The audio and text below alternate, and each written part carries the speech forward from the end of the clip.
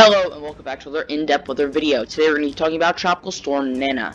Originally, Tropical Depression 15 was supposed to become Tropical Storm Nana. That has not yet formed, so if that does form, it would become Tropical Storm Omar. That video has been updated to the title indicates the current or future projected status of the storm, so right now it is Tropical Depression 15. But we do have Tropical Storm Nana in the Caribbean Sea, with maximum sustained winds of 50 miles an hour, minimum central pressure of 1,004 millibars, and it is moving west at 18 miles an hour. So it is moving pretty quickly. It is expected to make landfall in the Belize, Guatemala, and Honduras area, this kind of inlet over here. So there have been tropical storm watches put in place in some of these Central American countries.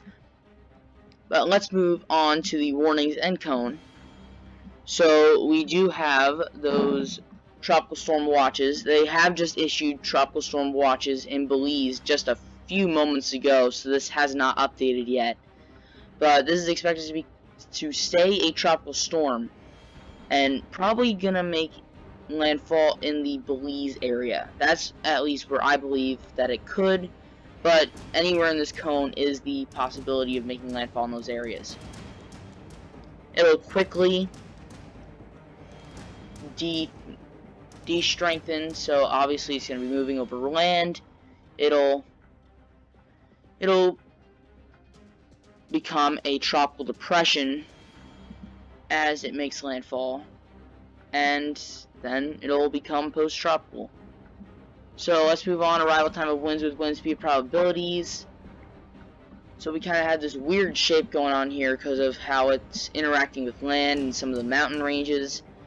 But you can see the highest risk on land is actually in Belize with 30 to 40% at the moment. Highest risk overall is obviously right now, since it has 100% chance. So let's move on here to the satellite imagery. So you can see it's pretty well formed, has some good thunderstorm action going on. You can see that center of circulation, and we will see this move toward the west, and it's moving pretty quickly. You can even see it on the short satellite imagery here. So let's move on to the current storm information. So first, global hurricane models.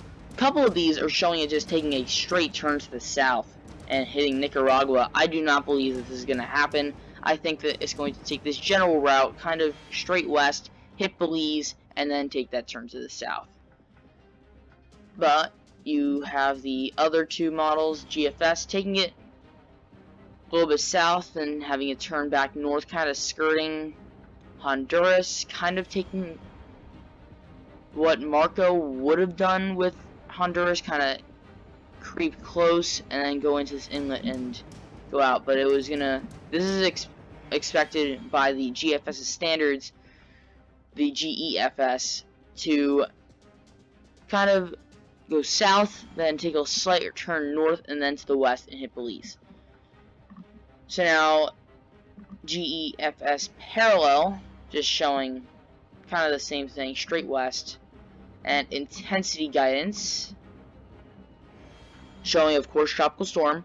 A couple of these showing Category 1 hurricane, another, the ship model, showing Category 3. I do not believe this is going to happen unless it turns to the north. If it turns to the north, gets in some of the... So, right over here, if it turns to the north, kind of passes through the strait over here, possibly gets into the Gulf of Mexico, you could have that time for it to become a Category 3, but I don't think that it's going to become anything more than a Category 1. But of course, I could be wrong, and the ship model could be right. So let's move on to the GFS model. We're just going to quickly go through this. So here is Tropical Storm Nana. As you can see, we're just going to be following the actual moisture because sometimes it just doesn't pick up on the low pressure. But you can see it's showing here that the moisture is going to hit Belize. So I think Belize and Honduras are in the target zone. We could see Guatemala maybe get impacted by the storm with the landfall, But definitely these three countries, maybe even the Yucatan a little bit, southern Yucatan Peninsula, just this general area will feel the biggest impacts from this storm, and eventually this might move back into the over waters in the Pacific. That is always a possibility with these Caribbean storms.